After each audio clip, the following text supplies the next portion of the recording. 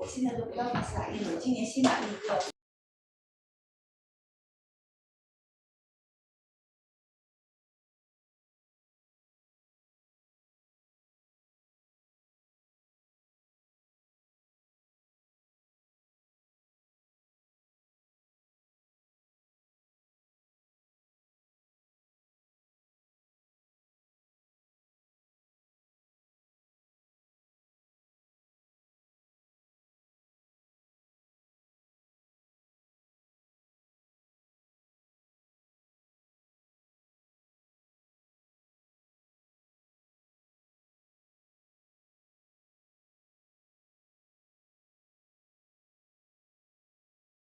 发的要素在三步，在三步。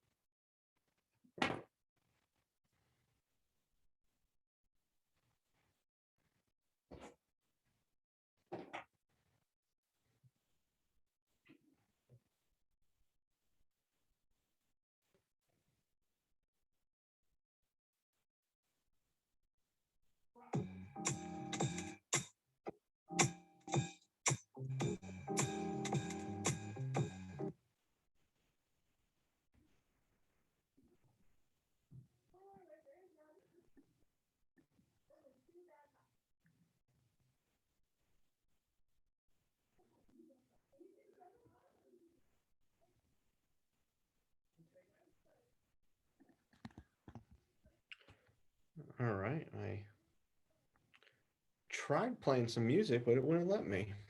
It kept crashing on me, so that's okay.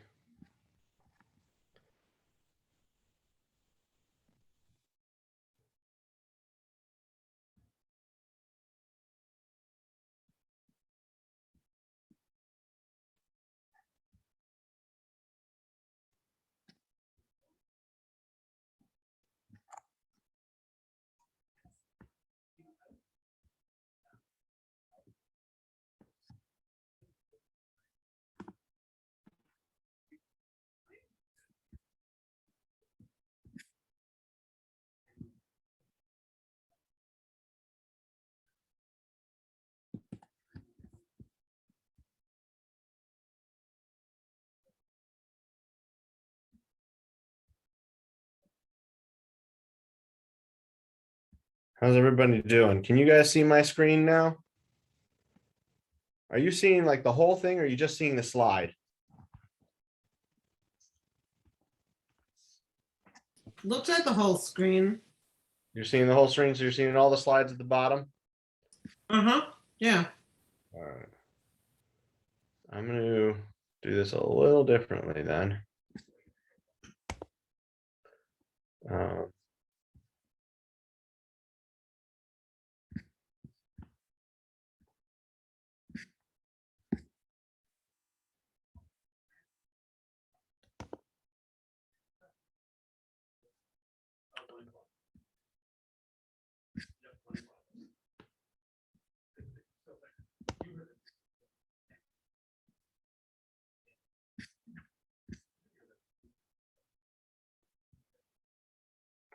all right, just give me a second. We're still letting some people in.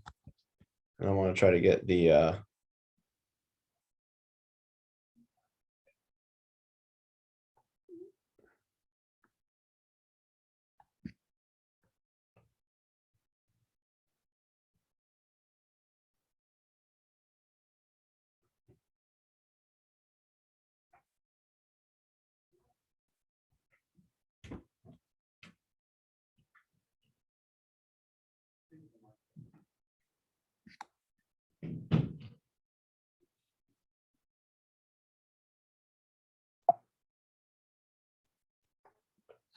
All right, so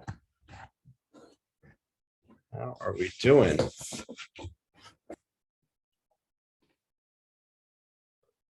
I got a couple more coming in.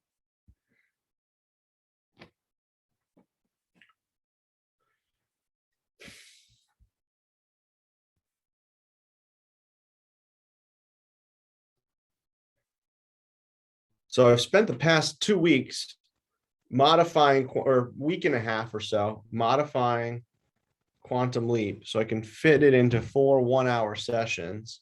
And then what do you know?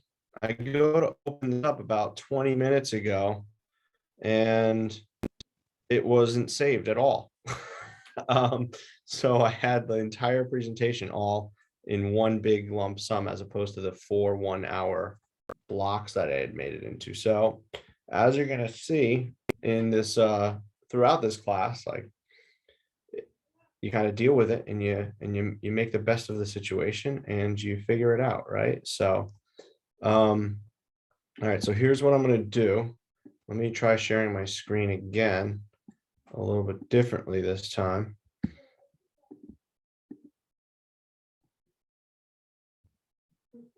Nope, come on.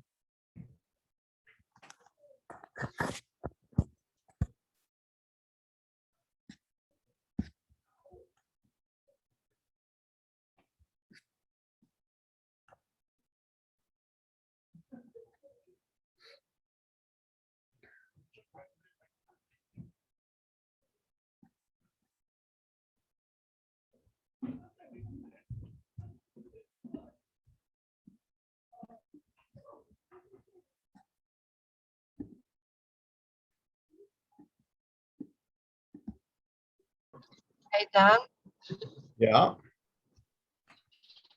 can I say something Dane, I can't hear you. You're breaking up. while I'm driving back from Poconos?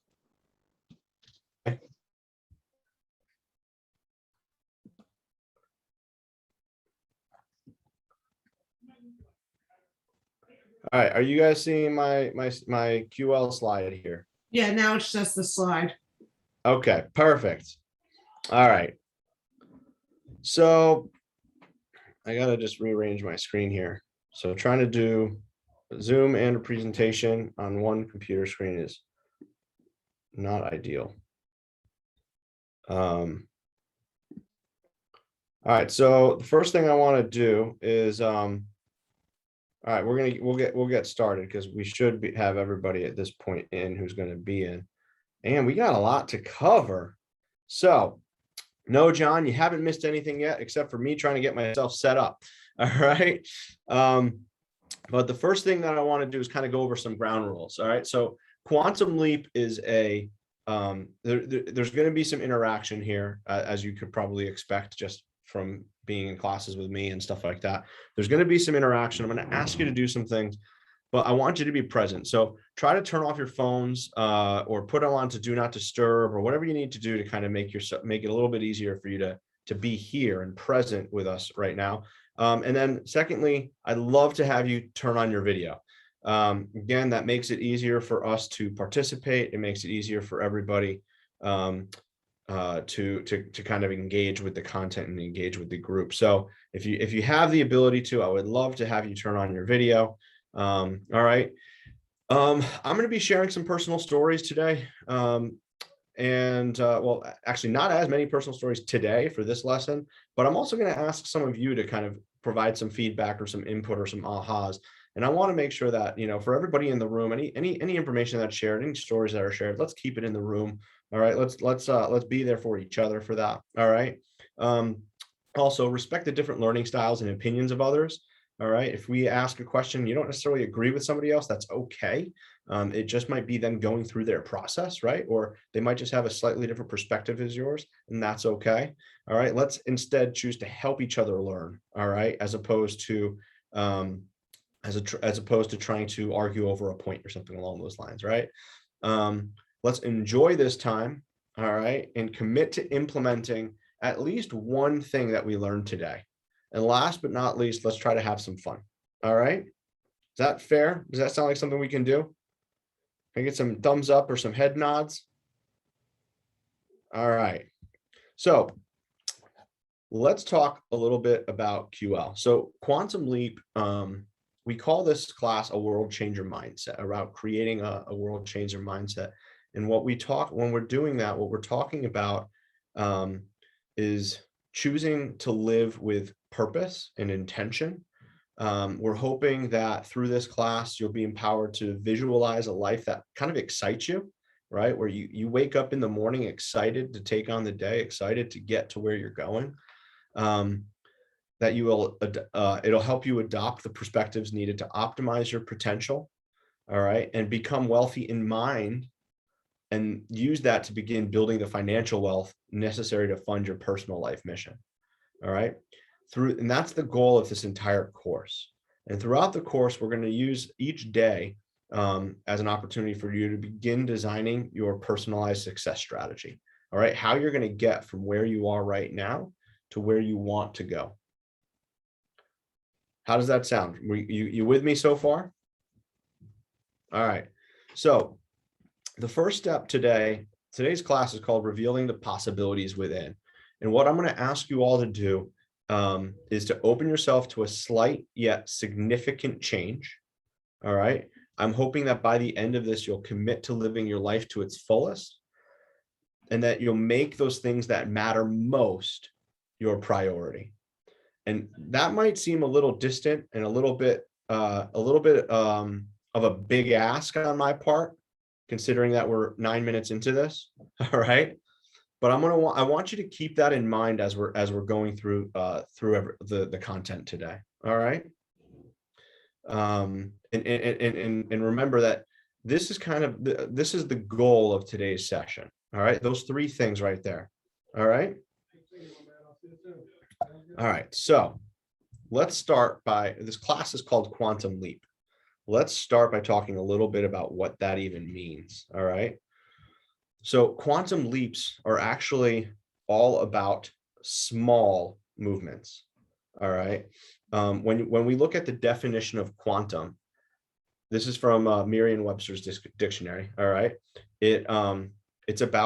Quantum means significant, all right? Quantum is also a measurement of the smallest amount of energy that something can possess. All right. When you talk about quantum mechanics, quantum physics, it's about the smallest things. But it can also mean a sudden or important change. And so when we talk about quantum leap, right, it sounds like this massive undertaking, right? It sounds like this big change. And what it actually means is the opposite. It's actually very, very small. And so what this entire course is designed to do is to help you make slight adjustments, very, very small changes that actually have a significant difference. So it's about going from, let's say, A to B, and then B to C, and then C to D, all the way to Z, as opposed to trying to go from A to Z directly, right?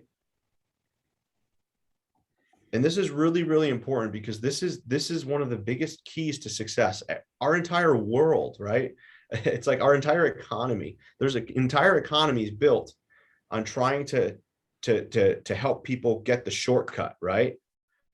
As real estate agents, how often are we bombarded with the next lead generation tool that's going to make all the difference, or here's the secret to success, right? Or here's the simple path. And what I'm telling you is this class is that. It will help you, but it's not, there's no shortcut to success. The shortcut to success is actually all about taking very small steps that over time bring you to a massive goal that you never even thought possible. So to give you an example of what this looks like, so I didn't get to experience this personally. My only experience with this is through the Tom Hanks movie. But how many people are familiar with the Apollo missions and the Apollo rocket, right? So the Apollo missions were the NASA's missions to get to the moon, right? And then to land mankind on the moon. And what a lot of people don't realize is in that distance from Earth to the moon, the Apollo rocket was actually only on course about 2 to 3% of the time. The other 97% of the time, it was slightly off course, and it was constantly making adjustments.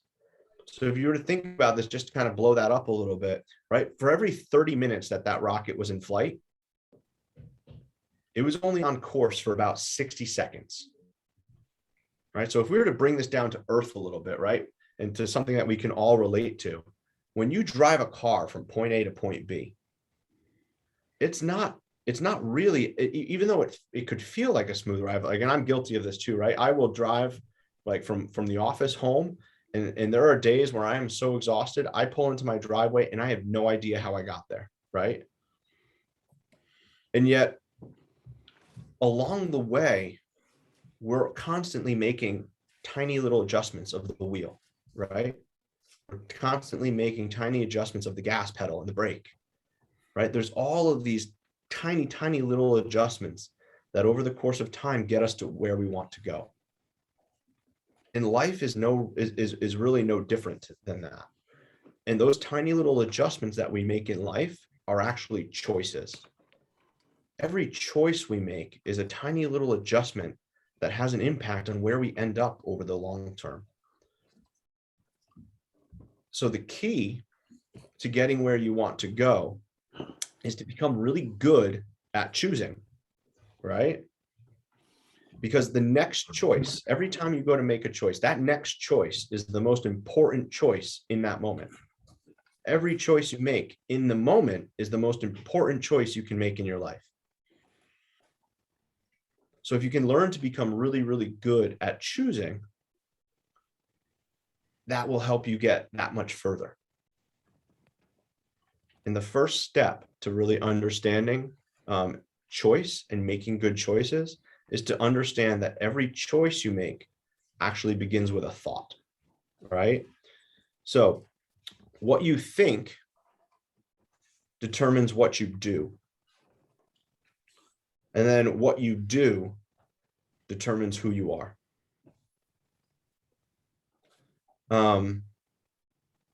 So everything that we do in life is actually not really a thought, but an afterthought, right? Alfred Hitchcock was famous for this. People would ask him all the time. I mean, in his time, he was one of the most, proclaimed film producers in the world, directors in the world, and even now is still incredible, like is still a revered filmmaker. And when he was asked, how do you make such great movies? He said, the simple thing that he did was before he even touched a camera, before he even touched a set, before he even saw the actors, he visualized every single shot. As he would read a script, he would visualize every shot of what that was going to look like. So that when it came time to actually film the movie, it was already done. All he had to then do was put the people in the place where he already knew they wanted to be, put the cameras where he already knew he wanted them to be. So the entire filming process was an afterthought for him. The key now to understanding, to making better choices, is to understand how we make choices. And I'm going to draw a quick diagram for you. Can you guys see the whiteboard? Can you all see the whiteboard behind me? All right. Yes. So how we make choices always starts with programming. I'm going to come to this side over here. Programming, right? In programming, I'm going to try to move this a little closer for you all. All right. And maybe I need to just write a little bit bigger.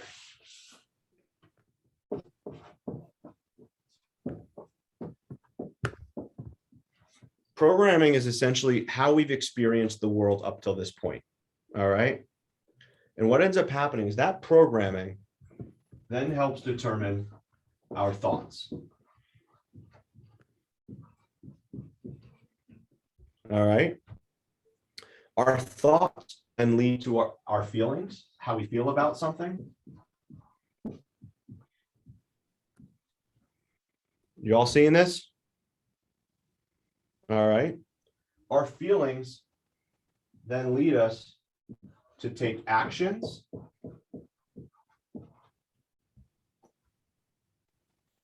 Our actions then lead us to results. Whoops. And guess what? Our results then inform our programming all over again. And so the key to changing this and making better choices is right here with our thoughts. By making changes in the way you think, those thoughts will then have an impact on how you feel about something. How you feel about something will then have an impact on the actions, on what you do. What you do then impacts the results of what you get. And then those, by getting a different result, that's then going to change your programming. So to use an example out of real estate, right? A thought that a lot of people have is that it's really hard to find listings right now. And I know I harp on this a lot because I think it's the most significant thought we can have right now in today's market, right? It's really hard to find listings. So if that's the immediate thought that goes into your head, what do you think happens to your feelings? Right? How does that thought affect your feelings about the market?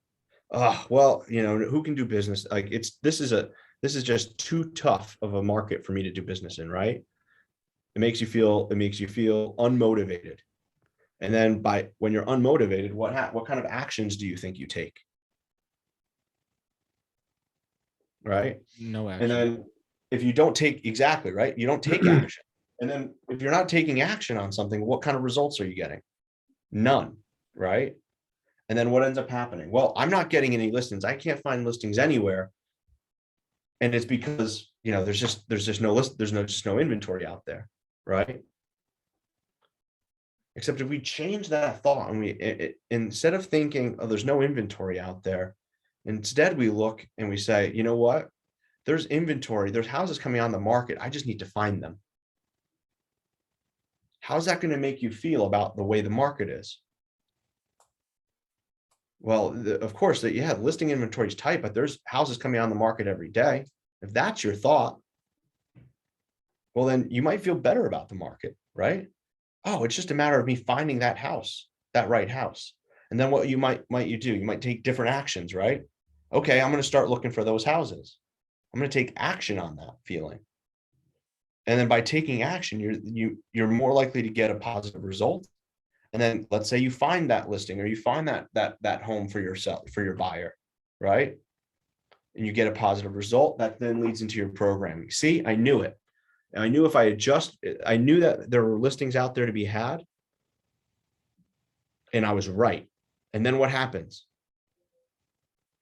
It reinforces your thoughts and the circle starts all over again.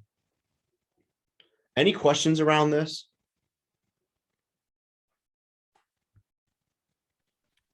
I find it interesting because humans also have a negativity bias. So like a lot of this stuff, like in terms of like whatever program we had, it's pretty hard for a lot of people, especially coming from, because a mindset of abundance, when you're not coming from abundance, is kind of hard to like, maintain because it's Sure. something artificial. Like, it's not like you grew up with it. You don't have that initial programming of abundance. So, as you change your mindset to something abundance, there's sometimes like slips in the armor. Sure. It's not an easy thing, right, John? Yeah, Like you have to remember your programming, which is what like kind of informs your thoughts, has been built into you since you were a child, right? If you had parents that were negative minded, right? Or had those victim mentalities, right? That's how you were raised, right? It's never my fault, right? That informs your thoughts, right? That thought right there. Oh, it's never my fault, right? Or, oh, like I can't control that, right? That then leads to your feelings. That leads to your actions, right? That leads to the results, which reinforces the programming. So recognizing that how we think about something kind of is the point of interception And it's also something that we can control. Allows us to start resetting all of that programming. Diane, do you have something? Yeah, well, when you say, let's just say you don't come from abundance of what?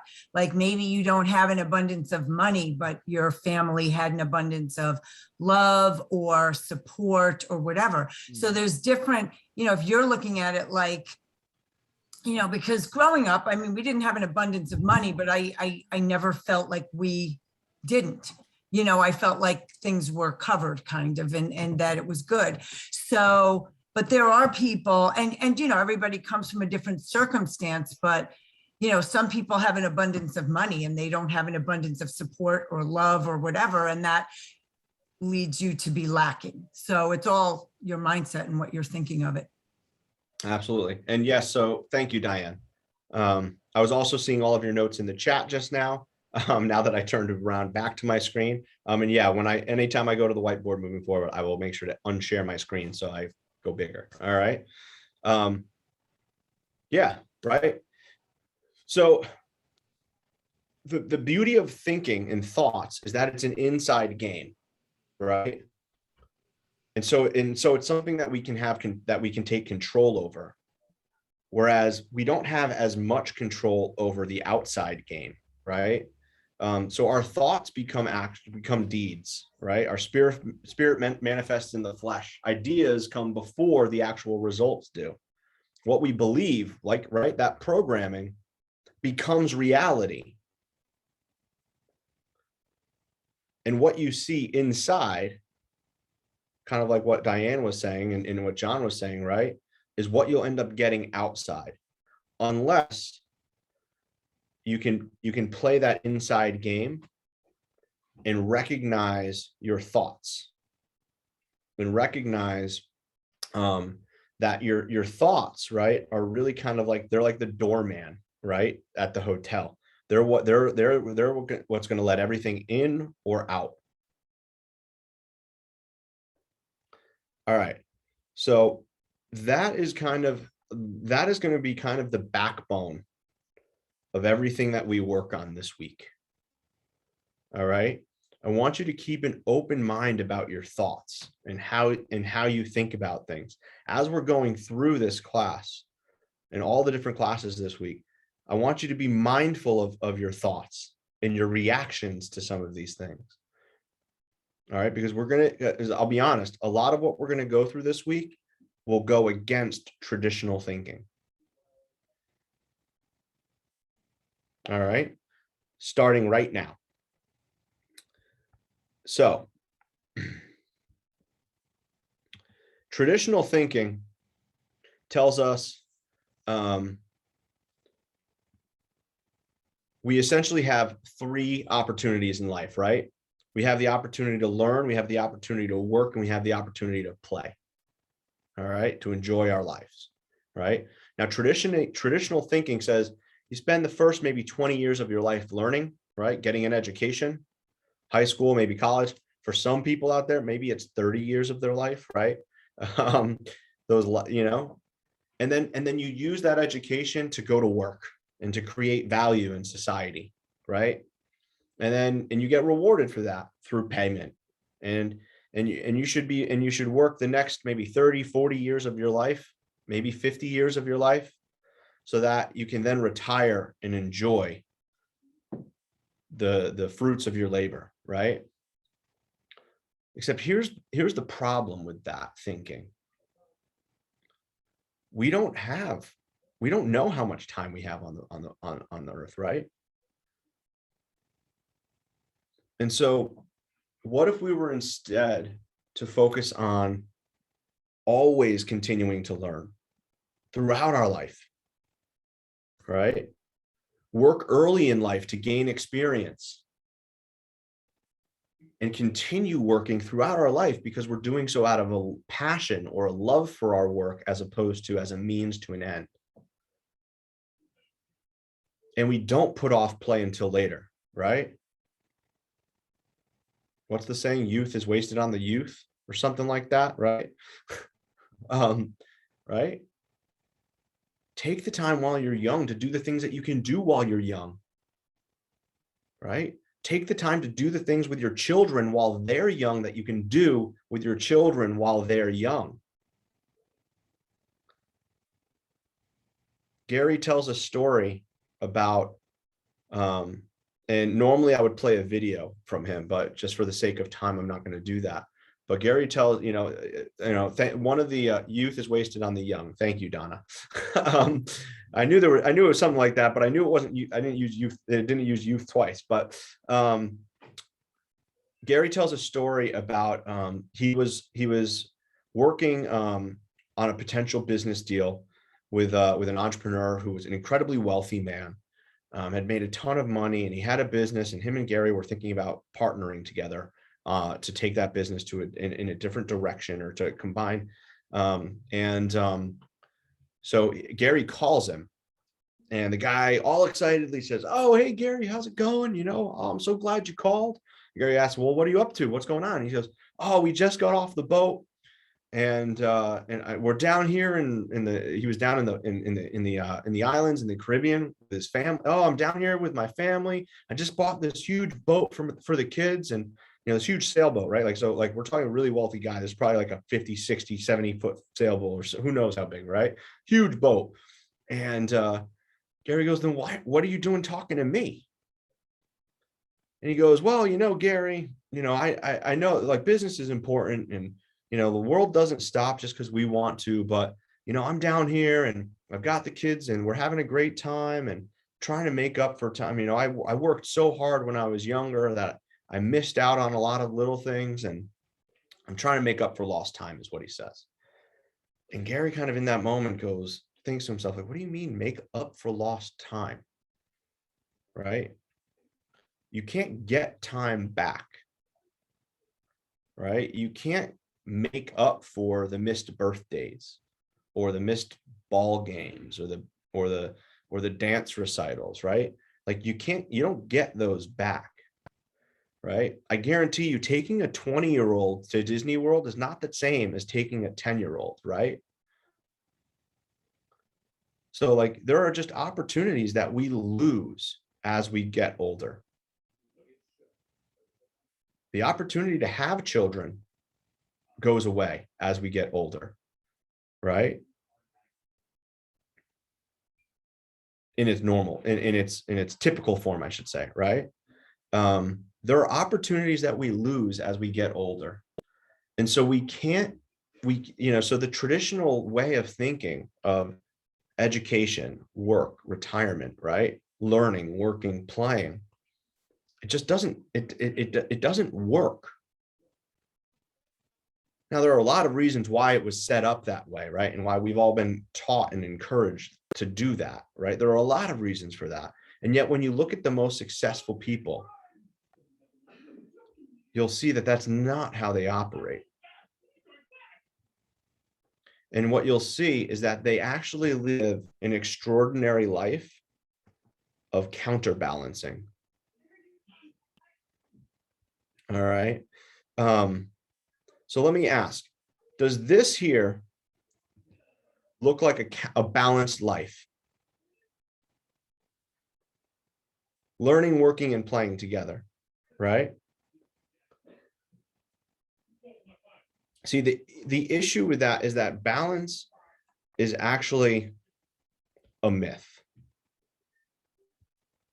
What do we think of when we think about balance? Anybody? Like a seesaw with nobody on it. Right? Yeah, how fun is that? Yeah. A seesaw with nobody on it. I love that. What else? All right, well, let me ask you this. How many of you feel out of balance right now? All right, I'm getting a couple hands. I want to share a poll that was done by Gallup. This was done, I believe, in like the early 2000s. But they actually studied some of the most successful people in the world.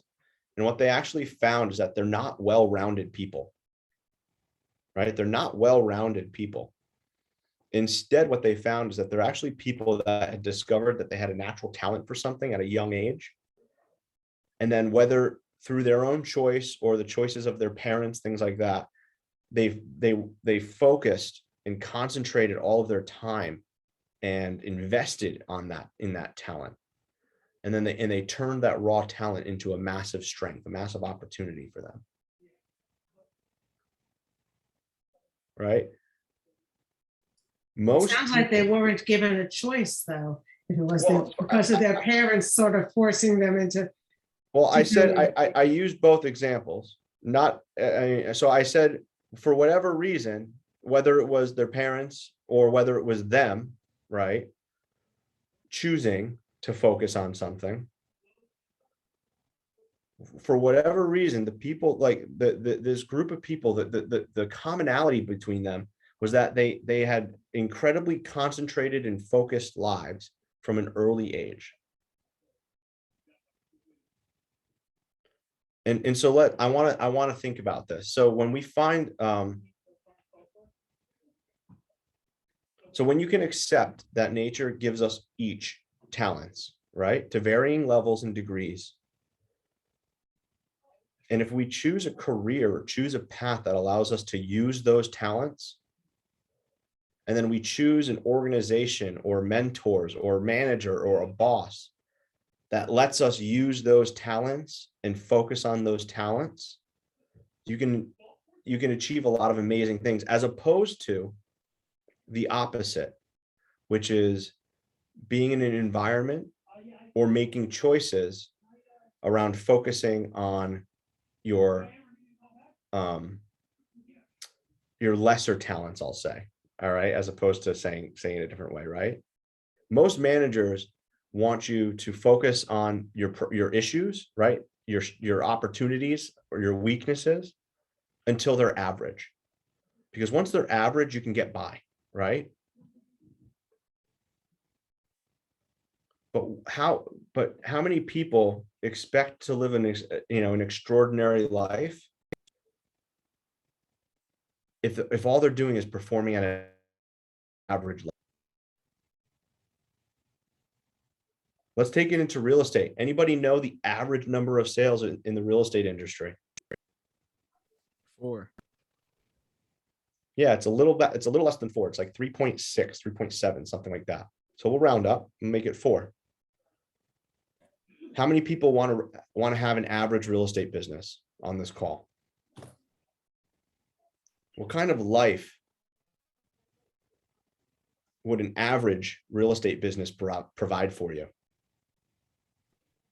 Not a life in Stanford. Right? So depends on where those 4 sales took place. If they're on the beach and at the beach in Westport, you could live quite nicely on 4 sales. okay, but if you're a real estate agent in Westport working beachfront properties, do you think that you're living in an area that those 4 properties would provide you with a really good lifestyle? Or do you think you probably also need to be living in Westport and that's how you're connected, right? Like everything's relative.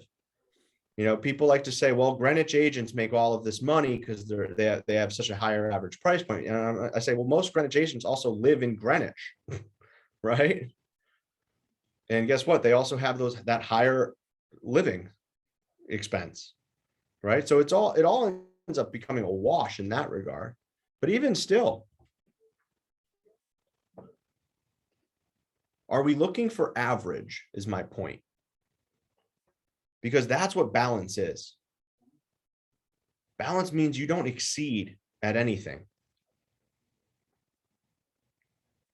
Right? Because balance naturally means that you're getting a natural, even distribution of something, right? So I think it's not just something very common. I think it has positive values to balance. It's sort of stable. Right. Yes, that is true. Balance is stable, right? Except extraordinary rarely happens from stability. right? The magic never happens in the middle. So when we say we're out of balance, what we're typically saying is that something in our life is taking more priority than other things, right? And here's the thing, that is okay sometimes, because that's how we get results in different areas. So when the key now to getting those significant results is if we're making the right things the priority, right? Are the right things what we're putting our time in? Because there are some things like, you know, Gary, we talk about, I juggle, I don't juggle like as a hobby, but I have the ability to juggle. I'll say that, right? And Gary, I don't know if it was Gary who said this, or it may have been, I don't know, it was in one of the trainings I've been in over the years, right? They say it's like life is like juggling, right? Your focus can't be on all the balls at once, right? At any given time, you're catching a ball and you're throwing a ball. That's how you juggle. You're never holding all the balls at the same time. There's always something in the air. And so it's a matter of what you're focusing on. And what you're focusing on is the ball you have to catch and the ball you have to throw. But here's the thing, in life, not all the balls are the same. Some of the balls are made out of rubber. So if you drop it, it'll be okay because it'll bounce and you can pick it up again, right? But some of the balls are glass. And if you take your attention off of them for too long, you can't get them back. They'll break. And so really the key to understanding balance versus counterbalance is knowing when you need to come back from counterbalance, when you need to come back to the middle, right? So in general, in order to get extraordinary results in work, you have to be willing to go long on something, meaning you have to be willing to go out of balance and focus on what is most important for long stretches of time until you achieve the goal, or until you get what needs to get done. And it's okay to let other things get out of balance, right? In work. But in life, on the personal side of things, it's better to go short, because when you go out of balance for too long, that's when things start to fall apart, right? How happy of a marriage are you going to have if you're not consistently working at it, right? Consistently giving attention to your partner, right? What kind of relationship would you have with your kids or with your friends if you're out of touch with them for long stretches of time, right? In your personal life, it's important to go short, right? Not to be out of balance for too long. But with work, it's really important to actually give yourself permission to go out of balance. So to give you an example, using real estate, for a new real estate agent, what is the most important thing they need to do to get their business up and running? Anybody? Invest a lot of time into it. Invest a lot of time into it. What about who else? Create a database. Create a database. Now, what do you mean by that, Donna?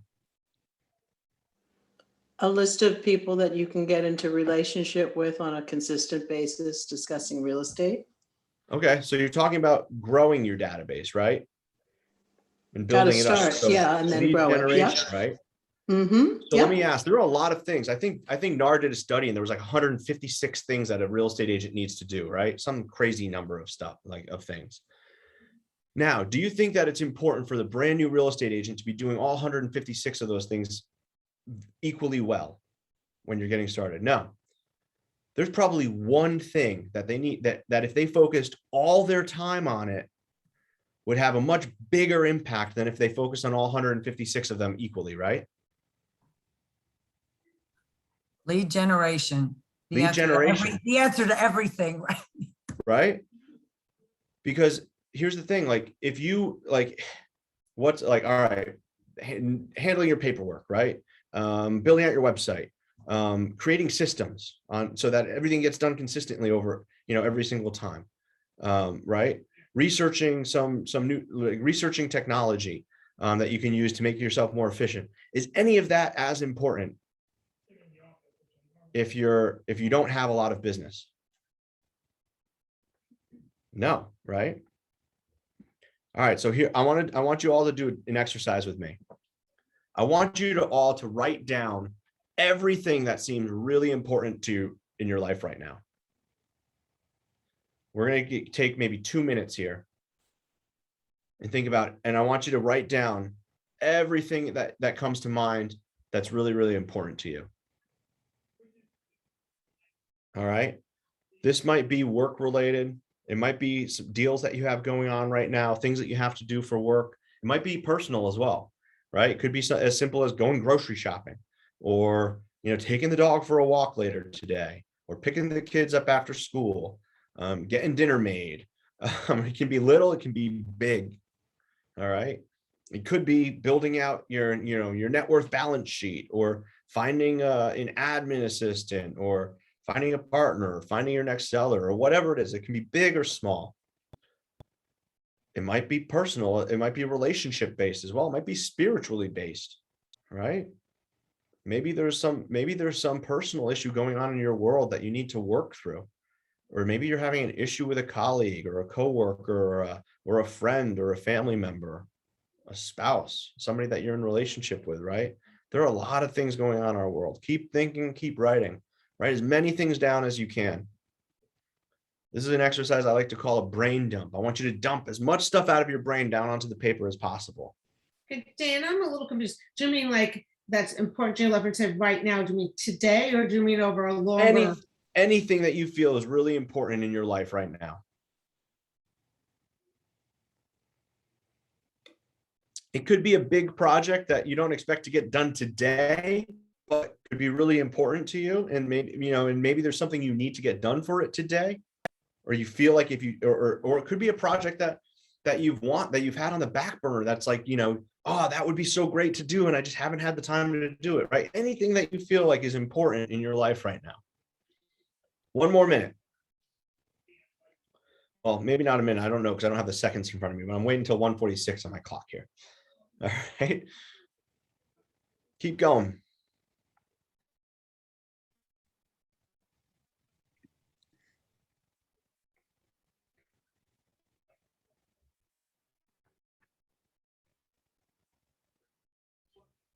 How are we feeling? How many people have more than 20 things on their list?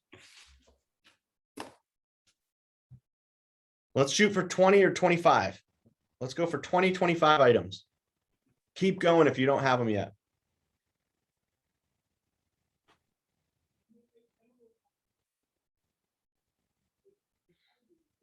All right, let's get some. I'm still missing a few people on video here. That's not fair. That's not nice. I don't even have a full screen of video participants. All right, but let's I want you to take a look at your list now. Would you say that everything on that list is as important as the other items on the list? No. Right? So what are your thoughts on balance when looking at your list? All right, thank you, sir. Are there things that are more important to get done on that list? When I think of balance and I look at my list, I think of how the items on there are distributed between business-oriented lists to families, such as, holiday prep, such as smaller types of things like just going for a walk or doing laundry or going to the grocery store or getting ready to have some friends over. So I think it's a balanced list that way because it's from different aspects of my life on it. Of course. Now, I want you to think about all of those different categories, Dana. And are the things that fit into those different categories, are they all equal? Or are there some things in each category that you feel are more important than others? I think some are more important because they have a little bit more immediacy attached. Like I need to for example, I'm having some people to my house tonight. Not to have to clean and get ready for them to come over has a little Sure. more urgency to it than, say, shopping for Hanukkah, which is, in 2 weeks. Okay. All right, so one way we determine priority is through urgency, right? What if we were to take a Also, slightly the, different approach, right? What if instead of looking at what's most urgent, what if we looked at what would make the biggest impact? Right? What would move the needle the most? We're not going to talk about this today. We're actually going to talk about this, I believe, tomorrow in tomorrow's class. But most people prioritize their lives based on urgency. What's put in front of them in the moment. What can I get done right now? As opposed to thinking big and longer term and saying, okay, what would be most important for me to get done in order to achieve that goal, and then prioritizing that, right? So again, everything about this class is about making better choices.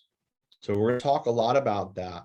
But what I want you to think about now is essentially there are three things that we're going to focus on, right? And the three dilemmas that we have is that everything in the world, right? Like if we could know everything in the world, right?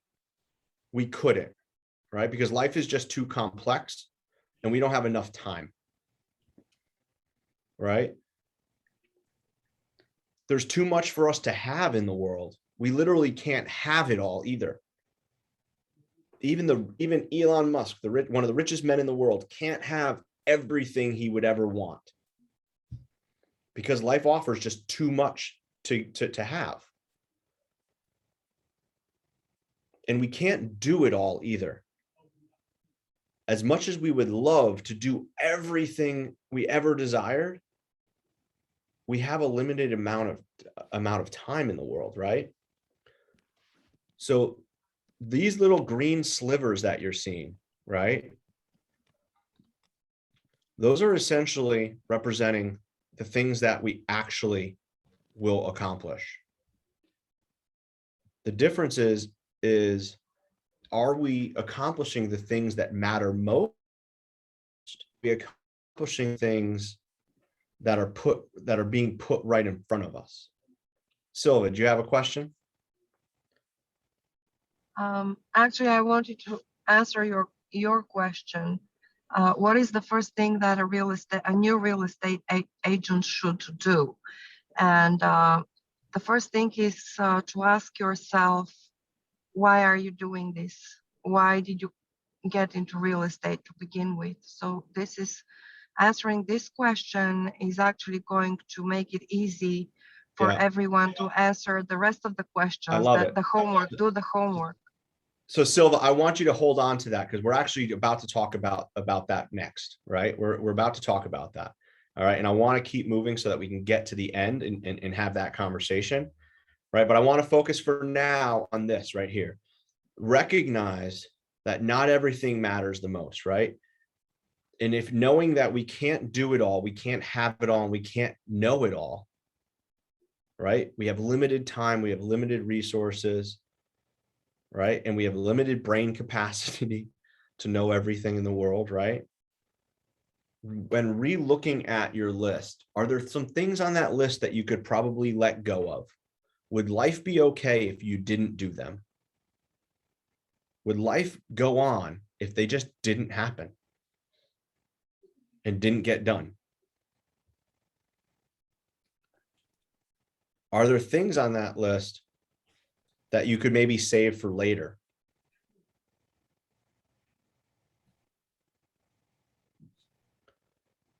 I'll give you an example out of my life. I have had, and April can attest to this because it drives her a little bit crazy, I think. I have had like a whole shelf full of parts from my Jeep sitting in her garage for like 8 months, 9 months now, something like that. Because they're things that I've wanted to do for my Jeep, but they're not really a priority.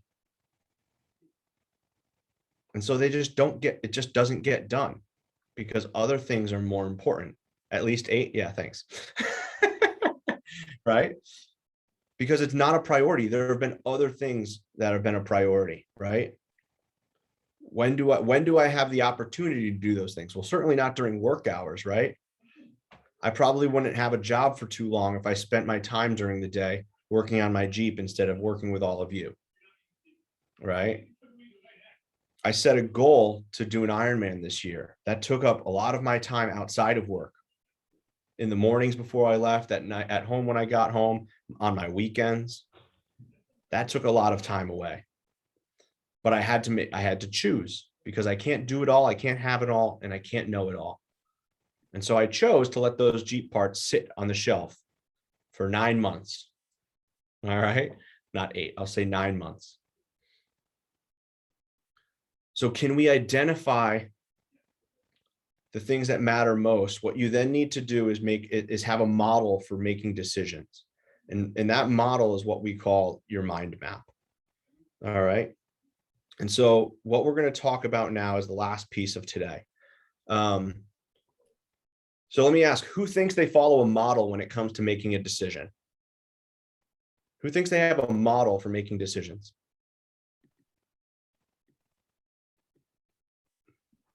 Well, here's the thing. We all have a model. It's just a question of whether or not we recognize it. So using Dana's example, not using Dana as an example, but using Dana's example before, right? Most people's model for making decisions is what has to get done right now, right? What do I have to get done that's on a deadline, right? So Dana has people coming over tonight, right? So she wants to get her house cleaned before they come over. So that is an urgent need, right? That is most people's model for making decisions, for prioritizing things. Right. So Dana's going to prioritize getting the house clean before everybody comes over other things that she could also use that time to get done. Right. So that's one model that we have. And that's a model that most people have, is we get done what has to get done in this moment, because if we don't, we have to face the consequences in the short term. Right. But here's the thing, how we use our time is what creates production, right? Putting in the time to do something creates productivity. People like to say that time is money, but time isn't really money. How you use the time is money, right? So you can be busy doing lots and lots of things, but if they're not productive things, then you're not really being productive. You're just using your time. I was away on a retreat this weekend down in Austin with the One Thing organization, part of it's kind of a side organization to Keller Williams. That's all based off of the book that Gary Keller actually wrote, using a lot of these models from this class. And they say, are you spending your time or are you investing it? Right? It was something that got repeated over and over again. Are you spending your time or are you investing it? Because most people spend their time.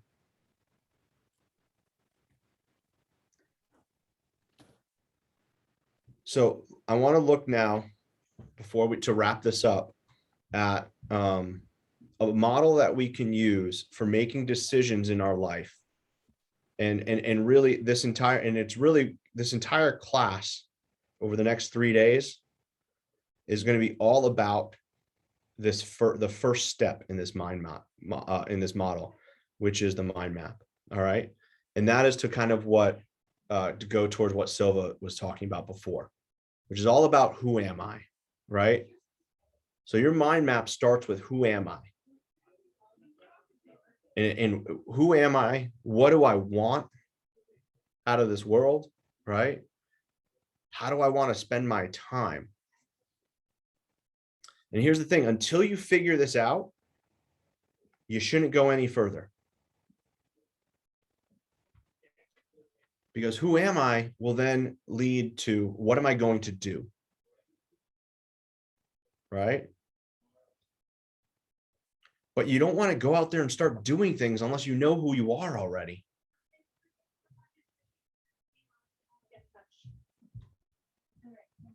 And then what am I going to do then leads to what are we going to do?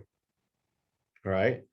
So the first thing that you do is you maximize your life. You figure out who you are, you figure out your potential, and then you go out and you create, you start doing things, right? And what that eventually leads to is kind of is business, right? Is doing things, is expanding your potential through other people. And then this all leads to the last piece, which is the financial piece of it, right? When you start getting that success, what is my money going to do? So first it's who am I, right? And then it's what am I going to do with who I am? And then it becomes, okay, what can we do? What are we going to do? And then finally, what is my money going to do? So the next 3 days, we're really going to be focused here. And we'll touch on a couple of these other pieces as well. But we're going to focus most of our time right here on who am I? Because that's kind of the first piece to everything. And like it says, right? You don't pass go until you make a decision about that. All right. So I'm going to come to questions in a second, Sola. So what I would love for each of you to do to think about today, before tomorrow's session is, what is the slight yet significant change I intend to make? And then give yourself some time to do that. All right. Recognize that and commit to living your life to the fullest, and understand that it begins with what? What does living your life begin with to the fullest begin with? Your what? Anybody? Why? Your why? Your thoughts. Never mind. All good, John, right?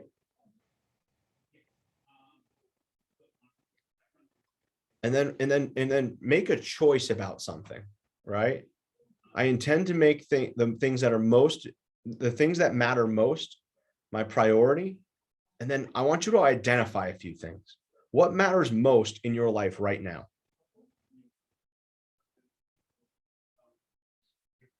All right, questions. Silva. I just want to share with you this book, which I made a decision to go and read by the lake, The Quantum Leap Strategy by Price Pritchett, PhD. And I'm happy to be in your class because it is reinforcing and reaffirming what I'm reading about. And it says that that's the thought that I wanted to share with you, that quantum leap is not something that you're making happen. It is something that you're letting happen.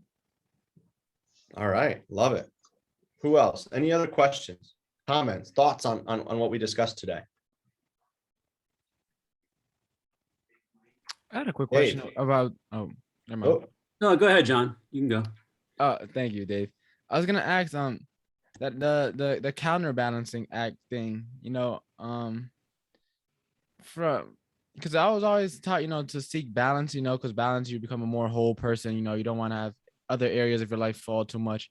But then with the counterbalancing thing, it's kind of hard to get a grasp on, in terms of because it seems as if you would just kind of be running back and forth, and you never have any. See, that's actually the opposite, right? So John, balance is running back and forth between things. Balance is saying what's most important to me in this moment is this, but then what's most important to me in the next moment is this, and what's most important to me is in this next moment is this, right? It's saying, okay, right now I need to focus on lead generation, but I also need to focus on the client that I have right now, and it's my mom's birthday tomorrow and I need to focus on that, and right, there's all these things that we can focus on, right? We talk about the 7 circles of life. You got your spiritual life, you've got your health, your health, you've got your business, you've got finances, you've got your job. What am I missing here? That's 5. Spiritual health. Oh, your relationships. All right. I'm missing one more and I'm blanking on it right now. Finance. Business and financial. Financial, right? I said business Business and job, and but not financial. There's right? two, Yeah. both of them. Yeah, so, right, and so trying to focus on all of them all the time, or all the things that can make up each of those areas of your life, that's trying to create balance.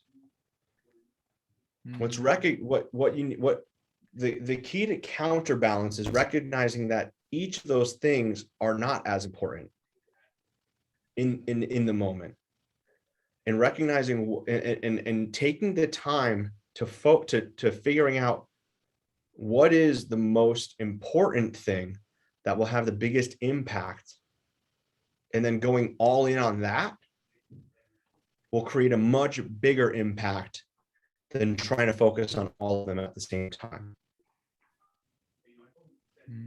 Right. So I'll give you an example just to kind of help let it sink in. Right now in my role, I do a lot of different things. I coach agents, I recruit, I host trainings like this, right? But I also, right now we also we're looking to hire a staff person, as you all know. So in case everybody knows somebody who might be interested, we're looking for a marketing, like an agent services coordinator with a marketing background that can help with marketing for the office and for our agents. Right now, that's really, really important. Finding that right person is really, really important. So for my role, there are some pieces in my role that have to take a back seat. Right now, Rick and Steve are on vacation.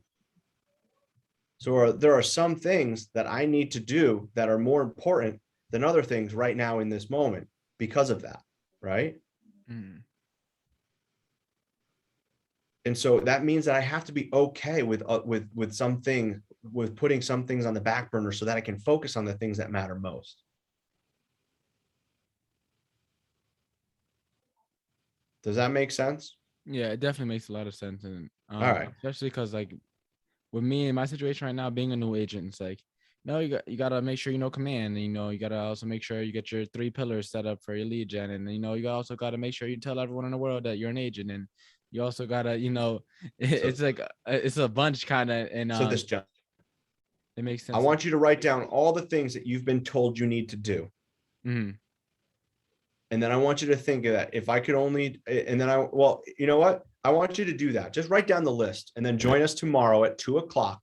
And we're going to talk more about this. All right. Because remember, this is a process. This isn't, you learn everything in one day. If I could teach you the secret of life in 1 hour, I'd be the wealthiest man alive. Right. This is a process. And I'll be honest with you. The reason I teach this class is because it's a process for me too. Right? Remember, it's about doing all 3 things at the same time. It's about learning constantly, always learning, always working, always playing. Right? That's why I'll be honest, the big reason I teach this class is it helps me stay in that mindset. Right? And it also obviously lets me share it with all of you as well. What else? 2:00 tomorrow, Dan, not 1? Yes, 2:00, because tomorrow we have the Okay. we have the New York panel. Okay, I'm good. All right. What else?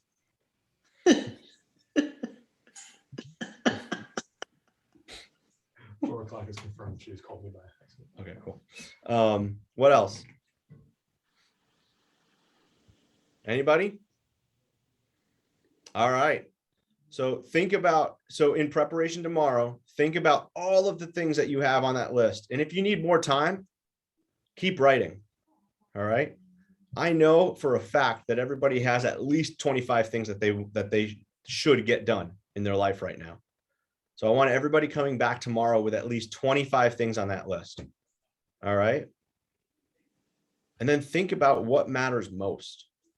Out of all the things you could do, what should you do? And then I'll see you back here tomorrow at 2:00. All right. And I hope you enjoyed today. Thank you, everybody. Thanks, Dan. Thanks, Dan. Thank you.